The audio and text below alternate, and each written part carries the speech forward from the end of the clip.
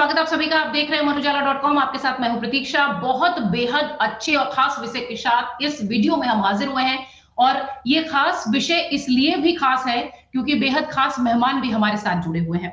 दरअसल मैं अपने विषय की थोड़ी सी भूमिका आपको बता दूं। इन दिनों हम पूरा विश्व कोरोना महामारी से जूझ रहा है और आयुर्वेद से जुड़े जो तथ्य हैं वो जिस तरीके से लोग अपना रहे हैं, चाहे वो भारत के हो चाहे विश्व के हो, निश्चित तौर पर इस पर और ज्यादा विस्तार से समझने की जरूरत है। और कितना आयुर्वेद हमारे लिए कारगर है बिना नुकसान पहुंचाए, इन तमाम विषयों के साथ आज हम इस वीडियो में हाजिर हुए हैं। आपसे अनुरोध है, आपके जहन में जो भी सवाल आ रहे हो आप कमेंट्स और इनबॉक्स के जरिए हमसे पूछ सकते हैं। निश्चित तौर पर हमारी कोशिश ये होगी कि हम एक्सपर्ट्स के जरिए आपके सवालों का जवाब दें। ये जो कार्यक्रम आज हमने आयोजित किया है या आपके लिए जो हम कार्यक्रम लेकर आए हैं, उसका विषय है आयुष शिक्षा क्षेत्र में बदलते रुझान। और इसे आयोजित किया है आयुष मंत्रालय और राष्ट्रीय आयुर्वेद विद्यापीठ नई दिल्ली ने। एक पहल है, एक सोच है जिसे हमें देश तक पहुंचाना है, लोगों तक पहुंचाना है। और वाकई में हमें आयुष मंत्रालय और राष्ट्रीय आयुर्वेद विद्यापीठ का आभार व्यक्त करते हुए इस कार्यक्रम की शुरुआत करनी है। और इसी के साथ हम अपने विषय पर भी आपसे विस्तार से बातचीत करेंगे। हमारे साथ बातचीत करने के लिए वैद्य जयंत देव पुजारी जी हैं, जो कि NCISM के चेयरपर्सन हैं और मुख्य रूप से आयुर्वेद पर पिछले 35 सालों से काम करते रहे हैं, अपनी सेवाएं देते रहे हैं और आयुष मंत्रालय के साथ भी जुड़े रहे हैं। जयंत सर, बहुत स्वागत आपका। नमस्कार जैन सर, आज तो सबसे पहले आयुर्वेद जिस तरीके की जरूरत बन गई है हमारी आम दिनचर्या में, ये कहने में अतिशयोक्ति नहीं है कि आयुर्वेद को लेकर विश्व भर में जिस तरीके की भ्रांतियां थी या जिस तरीके की लोगों की सोच थी, वो रुझान शायद अब पूरी तरह से बदल चुका है। वर्तमान में आयुर्वेद शिक्षा का ढांचा किस तरीके का है, थोड़ा सा हम चाहेंगे अपने दर्शकों के लिए कि आप उसे विस्तार से बताएं। मैं आपको बताना चाहता हूं कि आयुर्वेद की आज की जो शिक्षा है वहाँ बड़ी व्यवस्थित रूप से और सुचारू ढंग से चलती है। कुल ये BAMS का ग्रेजुएट लेवल का जो कोर्स है वो 5.5 साल का है, जिसमें 4.5 साल की पढ़ाई और 1 साल की इंटर्नशिप है। उसमें से 6 महीना जो है वो आयुर्वेद कॉलेज में और 6 महीना प्राइमरी हेल्थ सेंटर पे या डिस्ट्रिक्ट हॉस्पिटल में या अन्य किसी जगह पर वो इंटर्नशिप अपनी पूरी करता है। इसकी जो एडमिशन होती है वो नीट के थ्रू होती है। नेशनल एलिजिबिलिटी एंट्रेंस टेस्ट जो है हमारे देश में मेडिकल के लिए जो सभी चलता है वही यहाँ पर लागू होती है और उसी के आधार पर जो नीट क्वालिफाइड विद्यार्थी जो है, एक अच्छे स्तर के विद्यार्थी आयुर्वेद में आते रहते हैं। ग्रेजुएशन के बाद भी यदि उसको पोस्ट ग्रेजुएशन में जाना है, MD करना है, MS करना है, तो उसके लिए भी एंट्रेंस टेस्ट है और all India PG entrance test के नाम से वो जानी जाती है। और बड़े ही ट्रांसपेरेंट तरीके से नेशनल टेस्टिंग एजेंसी के माध्यम से ये जो PG एंट्रेंस है वह होती है और उसके आधार पर विद्यार्थी अलग अलग पोस्ट ग्रेजुएट कोर्सेज में अपना दाखिला करते हैं। इसके पश्चात भी जितनी भी हमारी यूनिवर्सिटीज है, नेशनल इंस्टीट्यूट्स है, यहाँ पर PhD करने की भी सुविधा है आयुर्वेद के क्षेत्र में।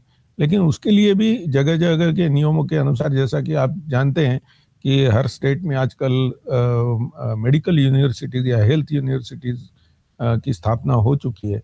तो यहाँ जो हेल्थ यूनिवर्सिटीज है ये अपनी अपनी PhD की भी एंट्रेंस एग्जाम लेती है। तो उसके आधार पर PhD के लिए भी उसको वहाँ पर दाखिला मिलता है और वो कुछ संशोधन कार्य करके वहाँ PhD को भी प्राप्त कर सकता है। तो इस प्रकार की यहाँ कुल पहले 5.5 साल और 3 साल का फिर पोस्ट ग्रेजुएशन और फिर उसके बाद में PhD, ऐसी एक बड़ी लंबी और दीर्घकालीन अध्ययन की पद्धति आज के तारीख में आयुर्वेद में है। बिल्कुल, आयुष मंत्रालय और राष्ट्रीय आयुर्वेद विद्यापीठ द्वारा आयोजित इस कार्यक्रम में जिसका विषय है आयुष शिक्षा क्षेत्र में बदलते रुझान, और उस विषय पर चर्चा करने के लिए हमारे साथ बेहद खास मेहमान वैद्य जयंत देव पुजारी जी मौजूद हैं। 47 सालों का एक्सपीरियंस, 8 किताबें लिख चुके हैं और आयुर्वेद के विशेषज्ञ जानकार के तौर पर बहुत ही बड़ा नाम है। सवालों का सिलसिला आगे बढ़ाते हैं। अगर आपके जहन में कोई सवाल हो तो निश्चित इनबॉक्स और कमेंट्स के जरिए हमें जरूर पूछें। हमारी कोशिश होगी कि आयुर्वेद की शिक्षा से जुड़े जो भी सवाल आपके जहन में आ रहे हो उसके जवाब हम अपने विशेषज्ञ पुजारी जी के साथ आप तक पहुंचाएं उसके जवाब। सर, आगे बढ़ते हैं। जैसा कि आपने कहा कि एक लंबा प्रोसेस है आयुर्वेद की शिक्षा के लिए। आयुर्वेद की शिक्षा में बहुत सारे बदलाव देखे गए हैं। पहले जो जैसा कि आपने कहा कि नीट से जो है जो लोअर रैंक के स्टूडेंट्स होते थे वो शायद आयुर्वेद की तरफ नहीं जाते थे, वो दूसरा कुछ विकल्प तलाश लेते थे। लेकिन अभी अगर पिछले कुछ दिनों में देखा जाए तो बहुत ज्यादा बदलाव हुआ है आयुर्वेद की शिक्षा को लेकर। कितना सहमत है आप? जी, मैं पूरी रूप से सहमत हूँ। आप पिछले साल के ही आंकड़े देखेंगे या इस साल के भी आंकड़े देखेंगे तो ऐसा ध्यान में आता है कि जिन बच्चों को शायद एमबीबीएस के लिए भी एडमिशन मिल सकती थी, वो आजकल आयुर्वेद में आना चाहते हैं। और यहाँ संख्या पहले कम थी, लेकिन अभी गए कुछ साल से, 2-3 साल से यह संख्या में बड़ी मात्रा में वृद्धि हुई है। तो वो मुझे लगता है कि ये एक समाज का भी ये एक्सेप्टेंस जो है वो बढ़ता है, इसलिए इस प्रकार की घटनाएं होती जाती है। तो इसलिए ये मेरी दृष्टि से एक महत्वपूर्ण बदलाव है, ऐसा मैं समझता हूँ। अब आपने कहा था कि वो समय के अनुसार कई बदलाव होते रहते हैं। इसके बारे में मैं आयुर्वेद क्षेत्र की एक विशेषता आपको बताना चाहता हूँ। यहाँ एक शिक्षा, यहाँ एक विषय या यहाँ एक फैकल्टी ऐसी रही है जो जिसकी शिक्षा हजारों सालों से यहाँ चलते आ रही है और कई हजार सालों तक ये गुरुकुल पद्धति में चलती थी और आजकल वो यूनिवर्सिटी पद्धति में परिवर्तित हुई है 1970 से लेकर। उसके पहले भी कुछ सालों तक, लेकिन 1970 में हमारे देश में पहला Indian medicine central council act पारित हुआ पार्लियामेंट की तरफ से और उसके बाद में CCIM central council of Indian medicine का गठन हुआ और उसका मूल उद्देश्य आयुर्वेद की शिक्षा को एक स्तर दिलाना, एक नियंत्रित करना, उसका ढांचा तैयार करना, इस प्रकार का था और उसमें काफी हद तक यशस्विता भी हमें प्राप्त हुई और आयुर्वेद की शिक्षा जो है एक विशिष्ट ढांचे में बैठ गई। अब इसकी ये विशेषता रही है कि ये गुरुकुल सिस्टम से आप यूं समझिए कुलगुरु सिस्टम में परिवर्तित होने वाली शायद अकेली विद्या शाखा होगी जो प्राचीन पद्धति से अर्वाचीन पद्धति में अपने आप ट्रांसफर हो गई। अब 1970 के एक्ट को 2020 में 50 साल हो गए और सरकार ने तय किया कि भाई ये तो 50 साल हो गए, इस एक्ट को बदलना चाहिए क्योंकि जरूरतें भी बदली है, शिक्षा की आवश्यकता भी बदली है, चैलेंजेस भी बदले हैं। इसलिए 2020 में national commission for Indian system of medicine की पार्लियामेंट की एक्ट के तहत स्थापना हुई और अभी ये नए एक्ट के तहत ये कमीशन का कारोबार चलते रहता है। तो ये जो आयुर्वेद की शिक्षा का जो समय समय पर कई बदलाव है, इसका एक बहुत बड़ा इतिहास रहा है, उसकी चर्चा में हम नहीं जाएंगे, लेकिन आप समझ सकते हैं कि 1000 साल से ये बिना शिक्षा के तो शिक्षा पद्धति को चल नहीं रहा था।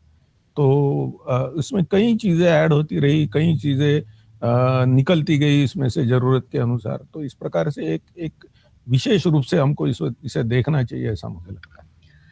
जैन सर, जैसा कि आप कह रहे हैं कि प्राचीन से अब अर्बन तक आते आते तक आयुर्वेद ने अपने बहुत सारे रूप बदले हैं, शायद इसलिए भी ये इतने सालों से चली भी आ रही है। आयुर्वेद की शिक्षा के क्षेत्र में जिस तरीके से आप कह रहे हैं कि बदलाव भी बहुत सारे हैं, बहुत सारे एमबीबीएस के स्टूडेंट्स थे जिन्होंने आयुर्वेद का चयन किया वो वहां जाने की बजाय। तो जिस तरीके की समस्याएं पिछले दिनों भी आती रही हैं या जो आयुर्वेद की शिक्षा लेने वाले स्टूडेंट हैं जो नीट की तैयारी कर रहे हैं या जो मेडिकल विधा में आयुर्वेद में जाना चाहते हैं, उनके लिए किस तरीके की समस्याएं आती हैं और क्या कुछ आपको लगता है बतौर विशेषज्ञ कि ये समस्याएं छात्रों या स्टूडेंट्स या तैयारी करने वालों के सामने आती होंगी? इसमें इन समस्याओं को दो भागों में विभाजित करना चाहिए। एक तो आयुर्वेद क्षेत्र की समस्या, आयुर्वेद शिक्षा क्षेत्र की समस्या, और दूसरा आयुर्वेद के विद्यार्थियों को आने वाली समस्या।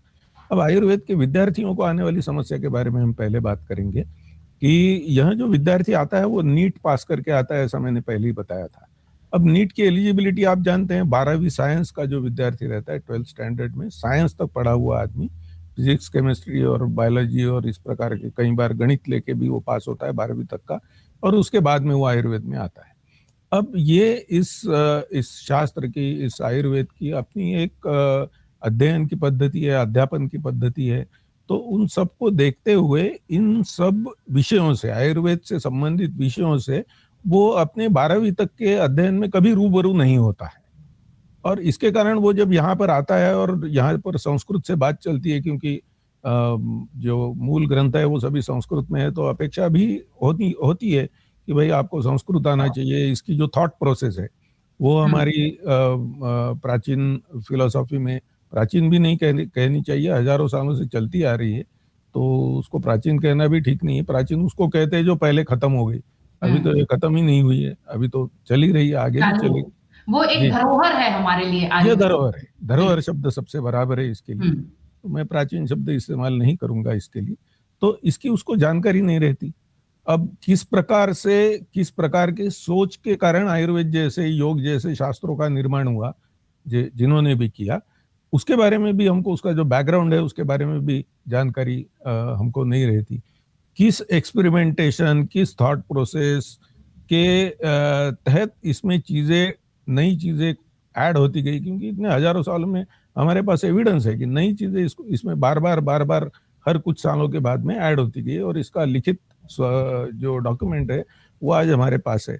तो इस सब की जानकारी न होने के कारण यहाँ आने के बाद में उसको कई बार ऐसा लगता है कि मैं ये समझने में जो रहा मुझे कठिनाई हो रही है, लेकिन वो धीरे धीरे उसको समझ लेता है। यहाँ की टर्मिनोलॉजी अलग रहती है, जो बेसिकली संस्कृत बेस्ड रहती है, अध्ययन के ग्रंथ कुछ अलग रहते हैं, और इस प्रकार से वो धीरे धीरे उसको समझ लेता है।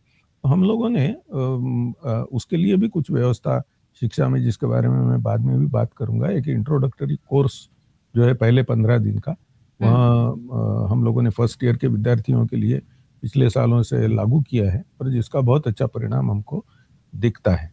दूसरी समस्या हमारे क्षेत्र की ये है, हमारे ही क्षेत्र की नहीं है, सभी प्रोफेशनल कोर्सेज की है, वो है प्रोफेशनल कोर्सेज में एजुकेशनिस्ट नहीं रहते, जो रहते हैं वो एकेडमिशियंस रहते हैं, क्योंकि वो अपना विषय को पढ़ाते हैं और विषय के बड़े तज्ञ होते हैं।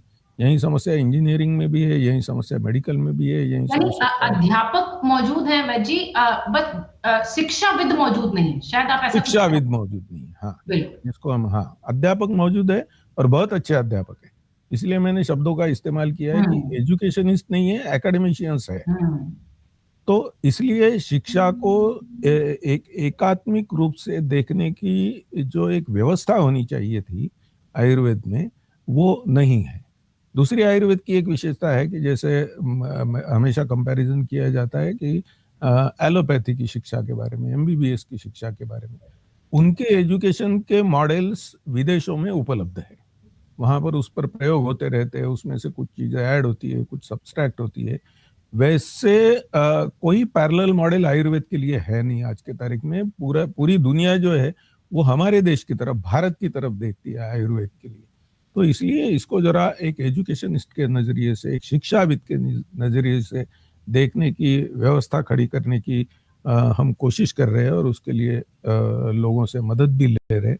और मेरी दृष्टि से शिक्षा क्षेत्र की ये समस्या है कि हमको भी एजुकेशनिस्ट की, हाँ, सिर्फ आयुर्वेद की या आयुर्वेद की शिक्षा की अपनी समस्या नहीं है, ये लगभग हर प्रोफेशनल कोर्स की समस्या है, जिससे तो वाकई इत्तेफाक रखेंगे। और उम्मीद यही है कि जो छात्र सवालों के अपने साथ होंगे, उनको उनके सवालों का जवाब मिल रहा होगा, क्योंकि बहुत ही विस्तार से जयंत देव पुजारी जी ने अपनी बातें रखी हैं, और बहुत ही सरल शब्दों में आपकी जो भी समस्याएं हैं, या जो आयुर्वेद से जुड़े छात्र होते हैं उनकी जो समस्याएं आती हैं तैयारी के दौरान या शिक्षा के क्षेत्र के दौरान, वो सब विषयों पर हम चर्चा करते हुए अपनी बात को आगे बढ़ा रहे हैं। अब थोड़ा सा सॉल्यूशंस की ओर बढ़ते हैं, क्योंकि हमने समस्याएं तो बता दी कि इस तरीके की समस्याएं हैं।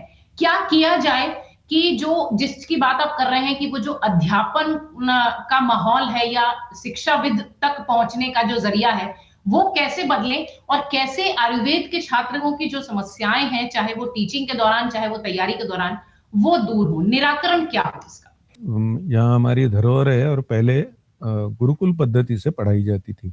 अब गुरुकुल पद्धति की एक विशेषता रहती थी कि उसमें कितने विद्यार्थी आने चाहिए गुरुकुल में, इसकी संख्या निर्धारित रहती थी, और एक सेट, यानी एक गुरुकुल में एक बार प्रवेश लेने के बाद में वो विद्यार्थियों का सेट पूरा बाहर निकलते तक, शिक्षा पूरी होते तक के दूसरा सेट नहीं आता था। अभी हमारी नई शिक्षा में ऐसा है कि हर साल एडमिशन होते हैं, और जिस प्रकार से गुरुकुल में विद्यार्थियों के साथ में लगाव, उनका साथ में रहना वगैरह, वो सब चीजें तो अभी ये नई शिक्षा पद्धति में अभी कम होते गई है धीरे धीरे, ये हम कहेंगे। लेकिन उसमें हम देखेंगे कि ये एजुकेशनिस्ट की अलग बात है, लेकिन आज की पद्धति में, आज के यूनिवर्सिटी की पद्धति में यदि किसी भी विद्या शाखा को पढ़ाना है तो उसके लिए एक एजुकेशन टेक्नोलॉजी हमें आत्मसात करनी पड़ती है पढ़ाने वाले अध्यापकों को। तो इसलिए हम लोगों ने वो गए 2 साल से हम लोग कोशिश कर रहे हैं। अभी 5,000 शिक्षकों को हमने ट्रेन भी किया। पहले तो हम लोगों ने बाहर से एजुकेशन टेक्नोलॉजिस्ट हायर किए और उनसे हमारे पहले कुछ लोगों को ट्रेन किया, और वो लोग अब एजुकेशन टेक्नोलॉजी में धीरे धीरे आयुर्वेद के शिक्षकों को ट्रेन करते जा रहे हैं। तो प्रथम वर्ष के जितने भी शिक्षक हैं उनका करीब करीब बेसिक ट्रेनिंग जो है वो हम लोगों ने पूरा कर लिया है। और इस साल से ये नई शिक्षा नीति वगैरह के आधारित और ये एजुकेशन टेक्नोलॉजी के आधारित जो करिकुलम है वो पहली बार लागू होने जा रहा है। तो ये हमारी पहली स्टेज है, और इसमें हम लोगों ने देखा है कि बड़ा उत्साहजनक स्थिति थी कि कई जो अध्यापक है वो ये चाहते हैं और उनमें उनको इसमें रुचि भी है और गति भी है। यानी दोनों चीजें अलग अलग समझता हूँ मैं। रुचि तो कई बार रहती है लेकिन गति नहीं रहती। कई अध्यापकों को तो हमने देखा है कि उनको बहुत अच्छी गति है इसमें, क्योंकि उनकी जिंदगी गई है उसमें पढ़ाते पढ़ाते। मैं कह रही हूँ आप भी उसमें से एक ही हैं जिन्होंने अपनी जी पूरी नहीं, लाइफ दे दी मैं किताबों के शिक्षक जरिए, लोगों को समझाने के जरिए। जी जी, नहीं, आप अपनी बात अध्यापक जारी बड़े विद्वान होते हैं, मैं तो प्रैक्टिशनर हूँ। आप अपनी बात जारी रखें। जी, तो ये समस्या के निराकरण का जो पहला पायदान है वो हम लोगों ने पार कर लिया है। अब हम चाहते हैं कि हम नेशनल लेवल पे ऐसे कुछ जो शिक्षक है जिनको इसमें गति है उनको एकत्रित करेंगे, उनको जरूरत के अनुसार आगे भी ट्रेनिंग देंगे जो जिसके कारण वो शिक्षाविद बनने के मार्ग पर चले। और कुछ सालों में हमारे पास कुछ शिक्षाविद भी रहेंगे जो इस पूरे क्षेत्र के शिक्षा की चिंता करेंगे, न सिर्फ एक विषय की बल्कि पूरे। और आने वाले जो चैलेंजेस है वो किस प्रकार से हम लोग उसको एड्रेस करने वाले हैं उसका भी विचार करेंगे। मैं एक छोटा सा उदाहरण दूंगा कि अभी हमारी जो सिलेबस कमिटियां बैठती है या बैठी है पिछले दिनों में, वो 2030 को टारगेट करके सिलेबस बनाती है। इसका कारण ऐसा है कि अभी यदि 2021 में कोई लड़का एडमिशन लेता है, वो 5.5 साल में वो ग्रेजुएट होता है, उसके बाद 3 साल में पोस्ट ग्रेजुएट होता है, यानी 2028 के मध्य में वो जिसको हम कहते हैं कि पूरा वैद्य बन के वो बाहर आएगा। अब उसके बाद 1.5 साल में उसके सामने क्या प्रॉब्लम रहने वाले हैं, ये इसको ध्यान में रखते हुए अभी से हम तैयार करेंगे तो उसका लाभ होगा। तो इसलिए ये जो इसको कहते हैं शिक्षा नीति के बारे में विचार, तो हमारी जो सिलेबस कमिटियां बैठती हैं वो अभी 2030 को टारगेट करके काम करती है। तो एक छोटा सा उदाहरण मैंने इस विषय में, यानी दूरदर्शिता के साथ जो है जो समस्याएं आती हैं उसके निराकरण की कोशिश हो रही है। देखिए, व्यक्तिगत तौर पर तो हर शख्स अपना प्रयास कर रहा है, लेकिन निश्चित तौर पर जब ऐसे विषय होते हैं तो बहुत सारे टीचर्स, अध्यापक और जैसा की बात शिक्षाविद की हम लोग कर रहे थे, वो लोग भी हमारे कार्यक्रम में जुड़ते हैं। निश्चित तौर पर एक प्रयास होना बहुत जरूरी है। जैसा कि देव पुजारी जी ने कहा कि पहले की जो शिक्षा होती थी गुरुकुल पद्धति, इसके जरिए शिष्य और गुरु का एक अटैचमेंट होता था, उन्हें पता था कि ये मेरा भविष्य है और हमें इसे करना है। लेकिन अब चूंकि बहुत सारी बाध्यताएं हैं, हर साल एडमिशंस होते हैं, हर साल छात्र आते हैं, तो निश्चित तौर पर थोड़ी सी परेशानियां जरूर हैं, लेकिन एक सिस्टम में बदलाव की जरूरत है और उसके लिए शिक्षक ही सबसे बड़ा माध्यम और जरिया होता है। शायद अभी तक की बातचीत में हमने जो अभी तक निष्कर्ष निकाला है उसके हिसाब से यही निकल कर आता है। एक बार फिर आप सबको बता दूं, आयुष शिक्षा क्षेत्र में बदलते रुझान के विषय के साथ हम इस कार्यक्रम में हाजिर हुए हैं और आयुष मंत्रालय और राष्ट्रीय आयुर्वेद विद्यापीठ नई दिल्ली के द्वारा ये कार्यक्रम आयोजित किया गया है। और इस कार्यक्रम में बेहद खास मेहमान वैद्य जयंत देव पुजारी जी हमारे साथ बैठे हैं। 8 किताबों के साथ आयुर्वेद में सेवाएं दे रहे हैं। इसके अलावा 37-38 साल से इस विषय पर लगे हुए हैं, जुड़े हुए हैं और भविष्य के सुधार को लेकर भी आगे बढ़ रहे हैं, जैसा कि अभी तक उन्होंने बातचीत में बताया। जैन सर, नई शिक्षा नीति पर आप अपनी बात में चर्चा कर रहे थे। जैसा कि आपने कहा भी कि सिलेबस की जो कमिटीज है वो 2030 को ध्यान में रखकर आगे बढ़ रही है। नई शिक्षा नीति के परिप्रेक्ष्य में अगर बात करें तो राष्ट्रीय आयोग आयुर्वेद की शिक्षा में किस तरीके का परिवर्तन अभी तक आपने देखा है और भविष्य में, जैसा कि आप कह रहे हैं कि 2030 तक का एक टारगेट सेट है, दूरदर्शिता के साथ एक सिलेबस टारगेट बन रहा है, कैसा परिवर्तन आप उम्मीद करते हैं कि नजर आएगा? मैं दो चीज़ों को बताना चाहूँगा कि जैसे जिसको आज तक जो पढ़ाया जाता था उसको अंग्रेजी में कहते हैं डायडेक्टिक टीचिंग। डायडेक्टिक टीचिंग का मतलब ऐसा रहता है कि वो शिक्षक क्लास में आता है, वो डायस पे खड़ा रहता है और वो पढ़ाता है। यह हम लोगों ने देखा था। अब आयुर्वेद जैसी जो साइंसेस है उसमें कुछ प्रैक्टिकल का भी हिस्सा होता था और प्रैक्टिकल भी किए जाते थे, क्लिनिक भी किए जाते थे, लैब में भी लड़के जाते थे, अस्पताल में भी जाते थे। अभी इसका एक प्रपोर्शन ये हुआ करता था कि 200 घंटे का यदि एक विषय पढ़ाया गया तो उसको 100 घंटे का प्रैक्टिकल रहा करता था। लेकिन आने वाले जो चैलेंजेस है हम सब जानते हैं कि ये नॉलेज इकोनॉमी और नॉलेज इरा में हम जा रहे हैं जिसमें स्किल का बड़ा महत्व है। तो अभी ये जो नए सिलेबस बन रहे हैं या नई शिक्षा की व्यवस्था खड़ी हो रही है उसमें हम लोगों ने दो हिस्से किए हैं। एक जिसको लेक्चर्स बोलते हैं, यानी जिसको डायरेक्टिक टीचिंग, क्लासरूम टीचिंग बोलेंगे हम उसको, वो, और दूसरा प्रैक्टिकल। तो प्रैक्टिकल का भी दायरा सिर्फ अस्पताल तक या लेबोरेटरी तक सीमित नहीं है। कई बार ग्रुप डिस्कशन भी प्रैक्टिकल में आता है, कई बार आप समाज में बाहर जाकर कोई चीज करते हो वह भी प्रैक्टिकल में आता है। कई बार ओपन बुक टेस्ट जैसे जो प्रयोग रहते हैं कि आपको किताब दी जाती है और एक प्रश्न ऐसा दिया जाता है कि वो किताब में से ढूंढना मुश्किल हो जाता है, तो जिसके लिए आपको अध्ययन की जरूरत रहती है। तो इस प्रकार से जो प्रैक्टिकल वाला पार्ट है, न सिर्फ लेबोरेटरी और क्लिनिक वाला, लेकिन उसके साथ में बाकी अन्य भी चीजें हैं, उसका जो प्रपोर्शन है वो 1:2 किया है। यानी 1 घंटा यदि वो डायरेक्ट टीचिंग करेगा या क्लासरूम करेगा तो 2 घंटे उसके अलग अलग प्रकार के प्रैक्टिकल प्रैक्टिकल वो बिल्कुल। कुछ स्मॉल प्रोजेक्ट करेगा, कुछ कंबाइंड प्रोजेक्ट करेगा, कुछ ना कुछ प्रैक्टिकल चीजें वो करते रहेगा, तब जाके उसमें स्किल डेवलप होगी। और जब तक ये ऐसा शास्त्र है कि ये प्रत्यक्ष है, मुझे तो बाहर जाके जैसे मैं ग्रेजुएट होता हूँ उसके बाद में तो मुझे रुग्णों की सेवा करनी है, तो वो करनी है तो मेरे पास कुछ स्किल्स चाहिए। अब इन सब चीजों को हमारे बच्चों में कैसे इनकारपोरेट किया जाए, कैसे उनको पढ़ाया जाए। जैसे बहुत छोटी चीज रहती है कि कम्युनिकेशन पेशेंट के साथ कैसा हो, यह कहीं भी क्लासरूम में पढ़ाया नहीं जाता। अब ये वो कहाँ से सीखता है, वो अपने टीचर से, वह जब क्लिनिक में बैठता है तब सीखता है। लेकिन इसकी जो खूबियां हैं, वो खूबियां कम्युनिकेशन की जो है उसको यदि हम अलग से एक बार बता दें कि इस विषय की ये खूबियां हैं भाई, इसमें से अब कुछ लोग निसर्गतः बहुत अच्छे कम्युनिकेशन करते हैं, they are very good in dialogue.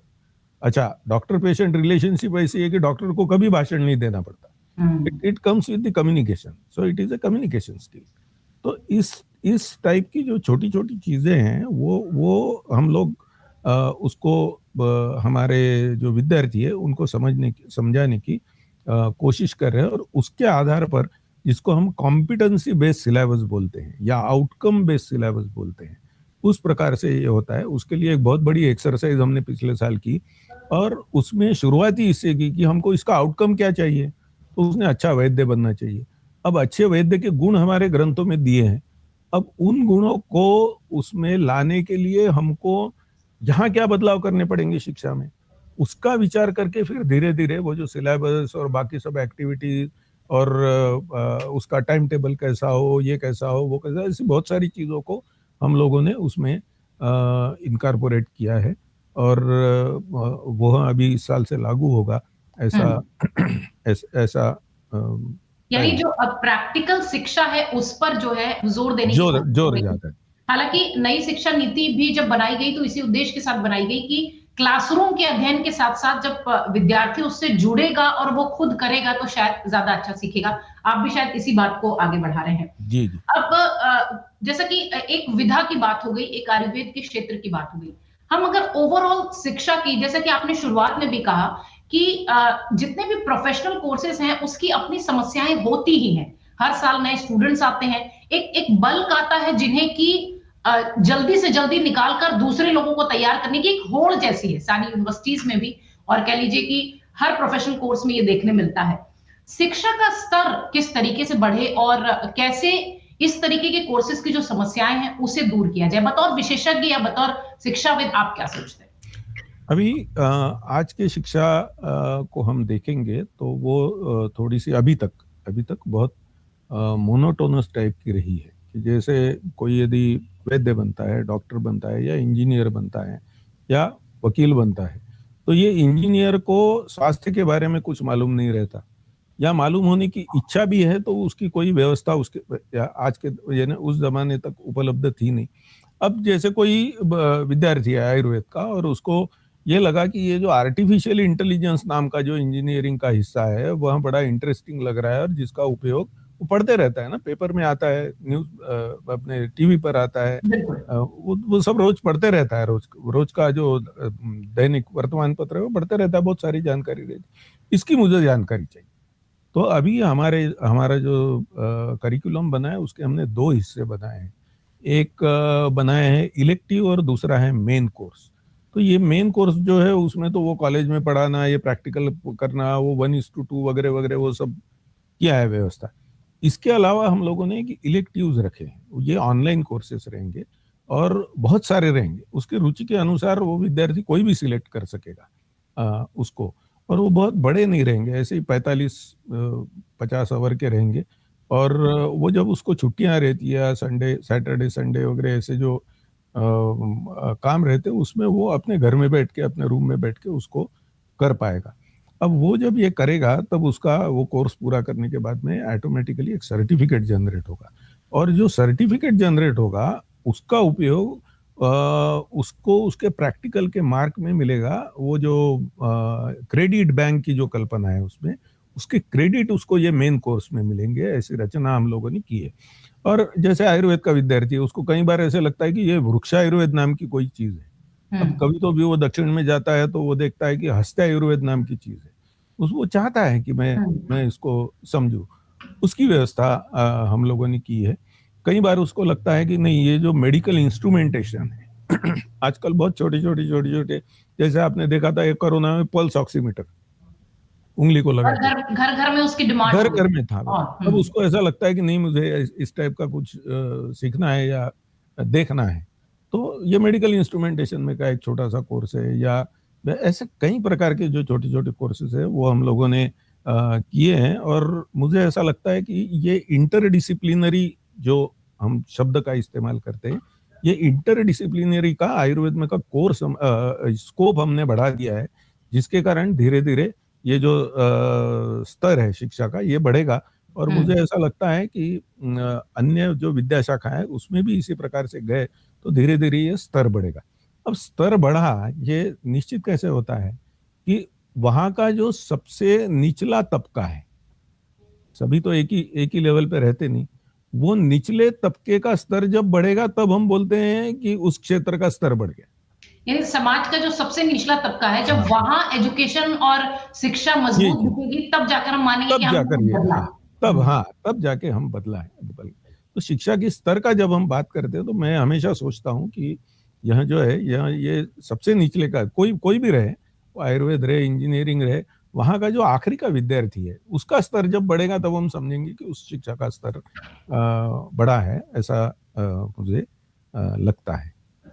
बिल्कुल, जिस तरीके की बात डॉक्टर वैद्य जयंत देव पुजारी जी कह रहे हैं कि निश्चित तौर पर जो सुधार की गुंजाइश है वो हर क्षेत्र में है, और उसको सुधार तभी माना जाएगा जब समाज का वो निचला तबका जो कि अध्ययन अध्यापन के साथ कुशल हो जाएगा, तब हम मानेंगे कि हमने कोई बदलाव किया है। आयुर्वेद को लेकर पिछले कई दिनों से पूरी दुनिया में, देश में जिस तरीके की चर्चा हो रही है, निश्चित तौर पर इसीलिए हम इस विषय के साथ यहाँ हाजिर हुए हैं।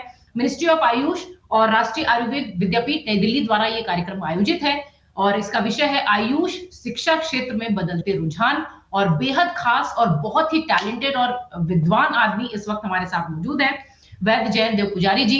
एक के बाद एक आपकी आयुर्वेद से जुड़ी हुई जो भी बातें हैं, जो भी सवाल हैं, जो भी समस्याएं हैं, उसका निराकरण कर रहे हैं। कार्यक्रम को आगे बढ़ाते हैं और सवालों का सिलसिला और थोड़ा सा बढ़ाते हैं। पुजारी जी, सबसे बड़ी बात जो होती है वो चुनौतियों की बात होती है। जैसे कि हमने शुरुआत में भी कहा कि प्रोफेशनल कोर्सेज की अपनी चुनौतियां होती ही हैं। आयुर्वेद के जो विद्यार्थी हैं वो किस तरीके से सक्षम हो इन चुनौतियों से पार पाने के लिए, क्योंकि देखिए जिस तरीके से हम बात कर रहे हैं कि आयुर्वेद की जो शिक्षा है वो पिछले सालों से चली आ रही है और इसमें समय समय पर बदलाव भी हुए हैं, तो क्या स्टूडेंट्स उसमें बैलेंस कैसे करें, कैसे माने कि ये जो चुनौतियां पहले थी उससे अब पार हम पा सकेंगे, क्या कुछ वो करें?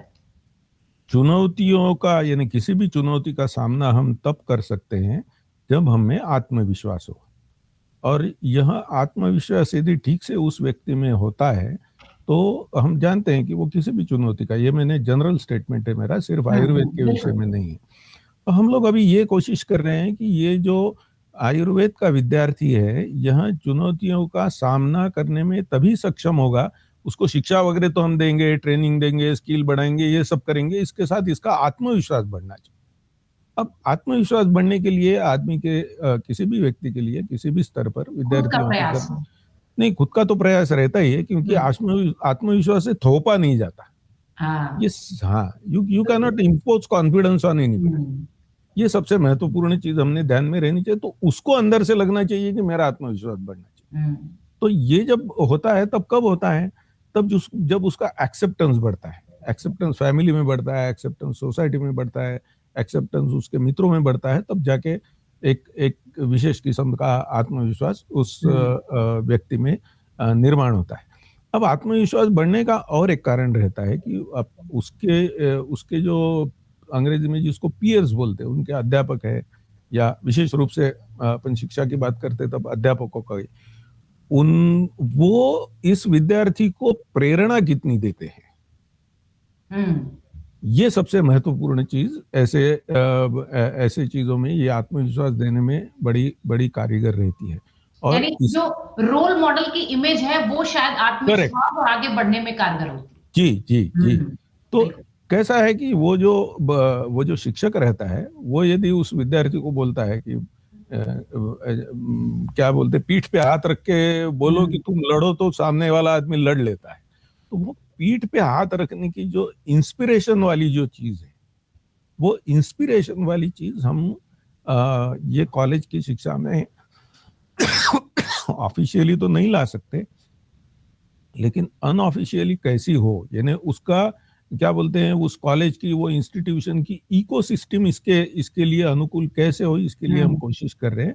और इसलिए हमारा जो असेसमेंट की जो पद्धति है, उसमें हम लोग अभी कोशिश कर रहे हैं, अभी हुआ नहीं, शायद 6 महीने में हम लोग यशस्वी हो जाएंगे, क्योंकि वो बोला कि हम लोग उस विद्यालय का, उस इंस्टीट्यूट का इंस्पिरेशन इंडेक्स निश्चित करने के पीछे। शिक्षण संस्थाओं का माहौल बहुत प्रायोरिटी पर होगा। जी, जी, इस विषय में बिल्कुल बहुत अच्छी बात आप कह रहे हैं कि जिस तरीके का शिक्षण संस्थाएं होती हैं उसका माहौल इस तरीके का बनाया जाए कि वहां पढ़ने वाला जो विद्यार्थी है वो अपने शिक्षकों में ही रोल मॉडल देखे, उनसे इंस्पायर हो, जिससे कि वो आगे बढ़ सके। बहुत सुंदर बात कही है। जिस तरीके की बात आप कह रहे थे देव पुजारी जी, बहुत सुंदर बातें आपने कही कि बहुत जरूरी है कि शिक्षण संस्थाओं का माहौल अच्छी तरह से बदला जाए।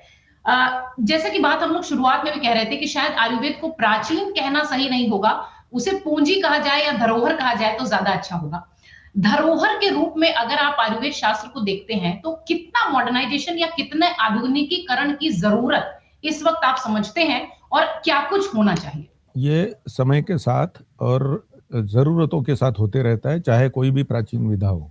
जैसे मैं उदाहरण दूंगा कि आयुर्वेद का विद्यार्थी, इसका मतलब ये नहीं कि वो बैलगाड़ी से कॉलेज में जाता है, उसको कॉलेज में जाने के लिए तो बाइक ही लगती है। बिल्कुल बिल्कुल। हाँ, तो अब ये आधुनिकता उसके बर्ताव में आ गई, अब उसके कपड़ों में आ गई। ये तो नहीं है कि कोई धोती कुर्ता पहन के जा रहा है या झोली लटका के जा रहा है। हाँ, ये तो नहीं है कि वो गुरुकुल वाली परंपरा भी नहीं रही, जो गुरु शिष्य वाली परंपरा हुआ। तो आधुनिकता ये समय और जरूरतों के साथ आते रहती है।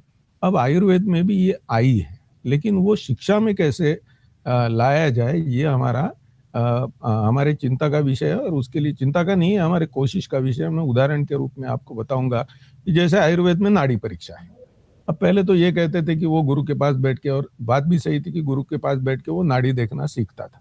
लेकिन अभी ये आधुनिक काल में आईआईटी से पास आउट हुए एक एंटरप्रेन्योर ने एक नाड़ी देखने का यंत्र विकसित कर लिया, उसका नाम है नाड़ी तरंगिणी।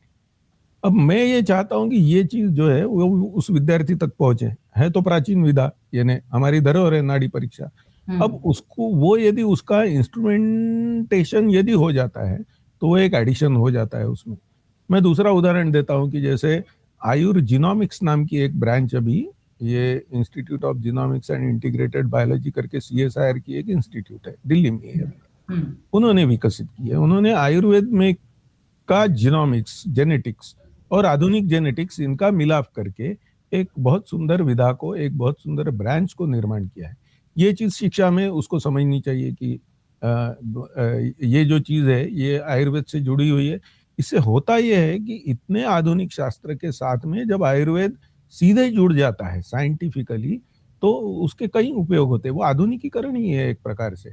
और आयुर्वेद का जो प्रकृति परीक्षण है वो आज पूरे दुनिया में मान्य हो गया, और ये आयुर्जीनोमिक्स ने तो उसको सर्टिफाई कर दिया है। अब जैसे आयुर्वेद की बायोलॉजी ये आधुनिक बायोलॉजी, आधुनिक नहीं कहूंगा मैं, कंटेम्पररी बायोलॉजी से भिन्न है, यह भी निश्चित हो गया है। अब उसके कारण ये हो गया है कि आयुर्वेदिक बायोलॉजी का MSc कोर्स ये JNU में भी है, वो ट्रांस डिसिप्लिनरी यूनिवर्सिटी में भी है, और कहीं एक दो जगह है। तो इस प्रकार के जो कोर्सेस है, जैसे आयुर्वेद में आहार का बड़ा महत्व है, आयुर्वेद में अन्य सभी विधा जितनी भी है जो लाइफस्टाइल से जुड़ी हुई, उसका भी अपना महत्व है। इसकी तरफ देखने का जो नजरिया है वो बदलते जा रहा है समाज का, और इसके लिए ट्रेंड मैन पावर की जरूरत है। इसलिए इसका जो आधुनिकीकरण है आयुर्वेद का, वो धीरे धीरे होते जा रहा है। वह हमारे शिक्षा में भी होगा और हमारे प्रैक्टिस में भी होगा। बिल्कुल। देव पुजारी जी, आपकी बात को ही अगर मैं थोड़ा सा आगे बढ़ाऊं, तो जो आपने कहा कि आहार में, योग में, विचार में, भारतीय परंपरा में तो हमेशा से ये चीजें रही हैं। हम दबे छिपे, मतलब आयुर्वेद को हम दबे छिपे, या यूं कहें कि हमारी दादी नानी के काल से वो चीजें चली आ रही हैं, जबकि उन लोगों ने पढ़ा नहीं है। आप अगर देखें बतौर विशेषज्ञ, तो जैसे पूरा पिछले दिनों हमने जो पेंडेमिक झेला, जो कोरोना की तकलीफें झेली, आयुर्वेद को बहुत ज्यादा एक्सेप्ट किया जा रहा है विश्व में भी, भारत की जमीन पर भी, हमारे परिवारों में भी। कितना सहमत हैं आप? एकदम सही बात है, उसको बहुत अच्छी तरह से एक्सेप्ट कर लिया, क्योंकि वो मुझे लगता है कि वो हमारे जीन्स में ही था, वो सिर्फ बाहर एक्सप्रेस हुआ। ऐसा में जैसे जीन्स के बारे में कहते हैं ना कि उसका एक्सप्रेशन होता है, कहीं कहीं जगह एक आध पीढ़ी में वो सोए हुए रहते हैं, और उसके आगे वाली पीढ़ी में वो जग जाते हैं। वो कहीं शिथिल हो गए थे और अचानक से फिर अब वो उजागर हो गए। ऐसा मुझे लगता है। विश्व भर में जिस तरीके से आयुर्वेद को अपनाया जा रहा है, भारतीय परंपरा में आयुर्वेद हमेशा से रहा है। हमारे घरों में, हमारे लोगों के बीच हमेशा से हम कहीं ना कहीं आयुर्वेद की ही कुछ चीजों से जुड़े हुए होते हैं। लेकिन अब चूंकि आयुर्वेद शिक्षा की बात हो रही है, तो इसी विषय के साथ हम अपने इस कार्यक्रम में हाजिर हुए हैं। कार्यक्रम को आगे बढ़ाते हैं।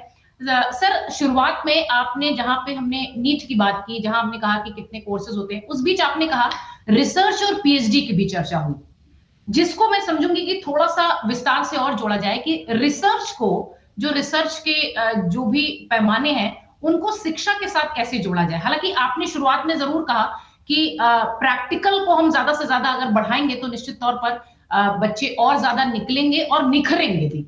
तो रिसर्च को शिक्षा के साथ किस तरीके से जोड़े? अभी हम लोग जो कोशिश कर रहे हैं उसमें एक महत्वपूर्ण पहलू ऐसा है कि रिसर्च, इस विषय को मैं थोड़ा सा उसमें डिवाइड करना चाहता हूँ कि जो एक हार्डकोर रिसर्च रहता है, जो लेबोरेटरीज में होता है, जो साइंटिस्ट करते हैं, जो हमारी भी काउंसिल है, रिसर्च काउंसिल, जैसे central council for research in Ayurvedic sciences है, और अन्य भी, यूनानी की काउंसिल है, सिद्धा की काउंसिल है। तो ये सब अपने स्तर पर, या अन्य सभी CSIR है, ये सभी रिसर्च काउंसिल्स है, ये अपने लेवल पे काम करती है। मैं तो शिक्षा से जुड़ा हुआ हूँ, इसलिए हम लोग ये कोशिश कर रहे हैं अभी कि पोस्ट ग्रेजुएट लेवल पर, यानी स्नातकोत्तर पदवी के समय, उसको हम ये पढ़ाएं कि ये रिसर्च किया कैसे जाता है, और किए हुए रिसर्च को उपयोग में कैसे लाया जाता है। यानी how to do research is one thing and how to use research is another thing. बहुत सुंदर। हाँ, जैसा मैंने बताया कि नाड़ी तरंगिणी का उदाहरण किया मैं, उसको उपयोग में कैसा लाएंगे, ये उसको हम उसको पढ़ाना चाहते हैं। दूसरा मैं उदाहरण देता हूँ कि अब आयुर्वेद इंडस्ट्री बहुत बड़ी है, और बड़ी भी है और बड़ी भी है।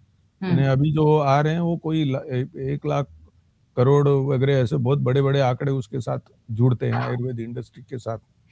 अब ये इंडस्ट्री एकेडमिया जो इंटरफेस होना चाहिए, वो आज तक नहीं रहा है आयुर्वेद में।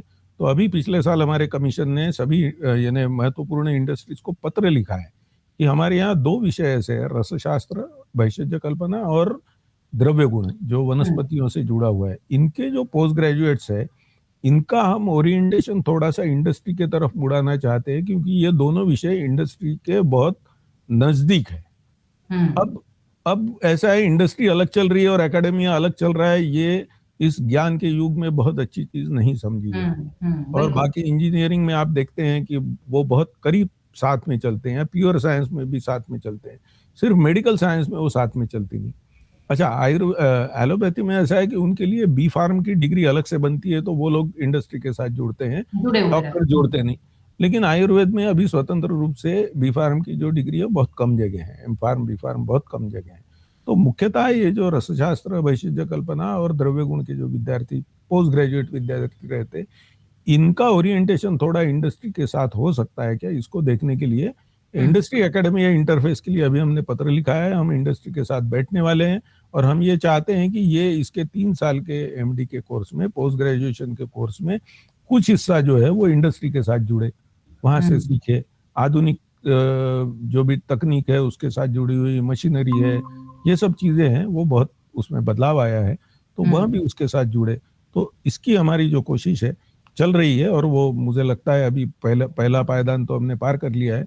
उनके साथ बैठेंगे और उनसे हम लोग चाह रहे हैं कि आप इनपुट दीजिए कि इन विषयों को हम साथ में लेके चलेंगे, तो इंडस्ट्री का भी फायदा होगा, मैन पावर उनके लिए बनेगी, एकेडमी का भी फायदा होगा, क्योंकि ओरिएंटेशन बदले। बहुत बहुत अच्छी बात वैद्य जयंत देव पुजारी जी कह रहे हैं कि जो एकेडमिक शिक्षा है और रिसर्च, अगर दोनों साथ साथ पैरेलल चलेंगे तो निश्चित तौर पर ये जो विधा है ये बहुत ज्यादा ग्रोथ भी करेगी, और इसके जो स्टूडेंट्स हैं ये भी बहुत तेजी से बढ़ेंगे, निखरेंगे भी और बढ़ेंगे भी।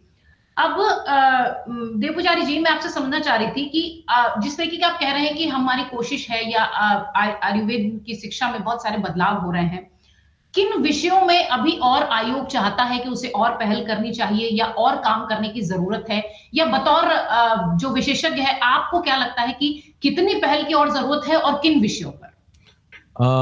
अभी मैं उसका एक उदाहरण देता हूं, क्योंकि ये विषय तो काफी लंबा है, लेकिन जो एक पहल हमने शुरू कर दी है, यानी विचार नहीं है, शुरू कर दी है, वह ऐसी है कि आज यानी आप भी समझते होंगी कि मेडिकल फील्ड में, आयुर्वेद का है या कोई भी है, गर्ल स्टूडेंट्स जो है वो लड़कियां ज्यादा है, या लड़कियों का प्रमाण अच्छा है, न सिर्फ ज्यादा है, कई बार 40% हो गए, 50% हो गए। अभी पिछले 2 सालों में मैंने देखा कई जगह, कई राज्यों में, राजस्थान जैसे राज्यों में 60%, 70% लड़कियों का एडमिशन ये बीएमएस कोर्स में होता है। अब मैंने इसका अध्ययन किया कि ये लड़कियां ग्रेजुएशन करती है, बहुत यानी पढ़ने में बहुत अच्छी रहती है, बुद्धिमान रहती है, मेहनती रहती है, और उसके कारण वो ये एजुकेशन में एक्सेल भी करती है, अच्छी शिक्षा पाती हैं वो। उसके बाद में वो पीजी एंट्रेंस भी बहुत अच्छे तरीके से पास हो जाती है, पीजी एंट्रेंस भी कर लेती है, और उसके बाद गायब हो जाती है। तो उसके बाद वो करती क्या है, क्योंकि ये हमारी बहुत बड़ी मैन पावर है भाई, यानी और शिक्षा लेने के बाद उसका कहीं उपयोग नहीं हो रहा है, जैसे कि आप पहले भी कह रहे थे कि कैसे हाउ टू यूज, ये सबसे बड़ा सवाल। जी। तो हम लोग तो जहां जाते हैं कमीशन के अधिकारी, हम लोग तो वहां लड़कियों से बात करते समय हम लोग उनको बताते हैं कि आपको यदि पैसे कमाने की जरूरत नहीं है तो मत कीजिए, लेकिन अपनी विधा को मत छोड़िए। कई एनजीओ है जहाँ पे फ्री दवाखाने चलते हैं, जाइए आप, हफ्ते में 1 दिन सर्विस दीजिए, सेवा करिए, बिल्कुल सेवा करिए। आप काउंसलिंग सीख लीजिए, बच्चों के लिए काम करिए, आपके बच्चे जिस स्कूल में जाते हैं वहां का मेडिकल चेकअप कुछ ना कुछ तो कीजिए। तो इसके लिए अभी हम लोगों ने एक कमेटी बनाई है और इसका हम सर्वे करवाते हैं, करने जा रहे हैं अभी आने वाले कुछ दिनों में। और उसके लिए हम लोगों ने इस विषय के जो भी एक्सपर्ट है उनकी कमेटी भी बनाई है, उसमें साइंटिस्ट भी लिए हैं, उसमें एडवोकेट्स भी लिए हैं, महिला सभी, और सोशल साइंटिस्ट भी लिए हैं, स्टैटिस्टिशियंस भी लिए हैं, और उसकी एक बहुत अच्छी टीम हमारी बन गई है। अभी ये कोरोना के वेव के डर के कारण वो थोड़ा सा स्लो डाउन हुआ है, लेकिन अदरवाइज अभी तक वो शुरू हो जाता था। आने वाले 1 आध महीने में हम लोग ये चाहते हैं कि 1996 से लेके 2015 तक का जो काल में जितनी भी लड़कियां ग्रेजुएट हुई है, पोस्ट ग्रेजुएट हुई है, वो अभी कर क्या रही है, इसका हम अध्ययन करेंगे।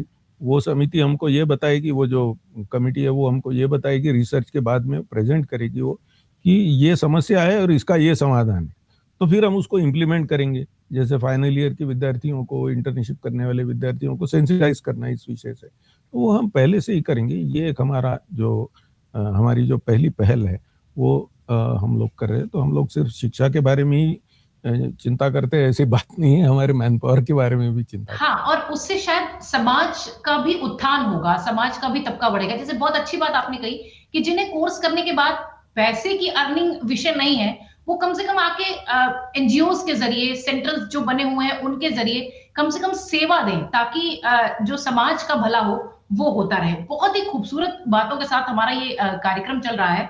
आपको बता दें कि आयुष शिक्षा क्षेत्र में बदलते रुझान के विषय के साथ हम इसमें हाजिर हुए हैं। मिनिस्ट्री ऑफ आयुष मंत्रालय की और राष्ट्रीय आयुर्वेद विद्यापीठ नई दिल्ली के सहयोग से आप ये कार्यक्रम देख रहे हैं, उनके द्वारा आयोजित ये कार्यक्रम है। बेहद खास मेहमान वैद्य जयंत देव पुजारी जी, जो कि आयुर्वेद से जुड़े हुए तमाम सवालों का, मैंने जितनी देर बात की मुझे ऐसा लगता है कि खजाना जैसा है, और आप जो भी चाहें, जैसा भी चाहें सवाल आप इनबॉक्स में हमसे पूछ सकते हैं। हमारी कोशिश होगी कि हम आप तक जवाब पहुंचाएं। देव पुजारी जी, हम अपने कार्यक्रम के अंतिम दौर में हैं।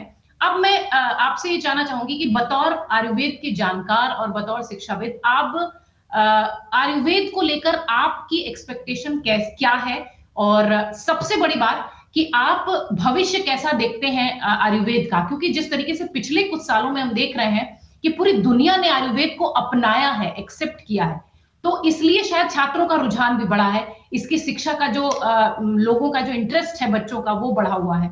आप कैसे देखते हैं इसको और क्या भविष्य मानते हैं? हम यदि आने वाले 25 साल का यदि विचार करते हैं, तो जिस प्रकार से अपनी नेशनल हेल्थ पॉलिसी बनी है, और पॉलिसी नहीं भी बनती तो भी आज हम ये लोग जानते हैं कि सामान्य जो व्यक्ति है इस देश का, उसके जेब में का हेल्थ के इशू पर खर्चा होने वाला पैसा कम हो, ये अभी सभी का टारगेट है, क्योंकि वो जो खर्चा है वो दिन ब दिन बढ़ते जा रहा है। बिल्कुल। अच्छा, उसमें एक सोशल एंगल भी है कि यानी थोड़ी सी मजेदार बात है और थोड़ी सी उसमें सोचने वाली भी बात है कि जैसे घर में कोई वृद्ध व्यक्ति को समझो कोई बड़ी बीमारी हो गई, समझो से कैंसर हो गया, तो वो जो लड़का है, वो जो उनकी सेवा करने वाला है, वहाँ पूरी अपनी ताकत लगाकर, जरूरत पड़े तो जमीन बेचकर, घर बेचकर वो ट्रीटमेंट करवाता है। तो वो एक हमारे समाज की दृष्टि से अच्छी ट्रीटमेंट मिलना ये एक प्रेस्टीज पॉइंट हो गया है। उसमें पैसा बहुत लगता है। यदि उसको ठीक ढंग से एड्रेस करेंगे तो ये सब रुकेगा, और ये जो कार्य है ये आयुर्वेद की मदद से बहुत अच्छे से होगा, ऐसा मुझे लगता है। तो इसलिए ये प्राइमरी और सेकेंडरी हेल्थ केयर जितनी भी है, वहाँ पर आयुर्वेद की जो जरूरत बढ़ रही है, डिमांड बढ़ रही है, उसका ये एक महत्वपूर्ण कारण है, ऐसा मुझे लगता है। और वो आने वाले 25 साल में अपने को वो बहुत स्पष्ट रूप से देखने को मिलेगा। टर्शरी केयर में जहाँ पर टेक्नोलॉजी की जरूरत है, जहाँ पर बड़े सेटअप की जरूरत है, उसकी अपनी महत्ता है, उसके बारे में मैं नहीं बोल रहा हूँ, लेकिन जब खर्चा कम करने की बात आती है वो तो ये प्राइमरी हेल्थ लेवल पर ही। देव पुजारी जी, जो एक लॉन्ग टर्म जो आपके ठीक होने का या स्वस्थ होने का जो प्रोसेस होता है, मुझे लगता है उसमें आयुर्वेद बहुत कारगर साबित होता है। जी जी, यानी लॉन्ग टर्म अगर आप स्वस्थ रहना चाहते हैं तो निश्चित ही आयुर्वेद को अपनाइए। कार्यक्रम में हाजिर हुए थे और मिनिस्ट्री ऑफ आयुष और राष्ट्रीय आयुर्वेद विद्यापीठ नई दिल्ली के द्वारा ये कार्यक्रम आप देख रहे थे। हमारे साथ बेहद खास मेहमान वैद्य जयंत देव पुजारी जी जुड़े थे, जो कि मुझे उम्मीद है कि इस कार्यक्रम के जरिए आयुर्वेद के क्षेत्र में जो भी विद्यार्थी जाने की कोशिश कर रहे होंगे, निश्चित तौर पर उनको जरूर सहूलियत मिली होगी, आसानी हुई होगी इन तमाम सवालों के जवाब मिलने के बाद। सर, आपसे बात करने का करते करते वक्त का बिल्कुल पता ही नहीं चला, लेकिन हमारे पास वक्त की अपनी सीमाएं हैं। बहुत धन्यवाद आपका। आपसे फिर इसी तरह के विषयों के साथ आगे कार्यक्रम में जुड़ेंगे, और निश्चित ही जिस तरीके की सेवाओं के जरिए आयुर्वेद को आप अपनी सेवाएं दे रहे हैं, वाकई में आपको ढेरों शुभकामनाएं हैं और आप बधाई के पात्र हैं। साधुवाद आपको। बहुत धन्यवाद सर, बहुत धन्यवाद। धन्यवाद धन्यवाद धन्यवाद। तो मिनिस्ट्री ऑफ आयुष और राष्ट्रीय आयुर्वेद विद्यापीठ के जरिए आप ये कार्यक्रम देख रहे थे। बहुत धन्यवाद आप सबका इस कार्यक्रम में जुड़ने के लिए।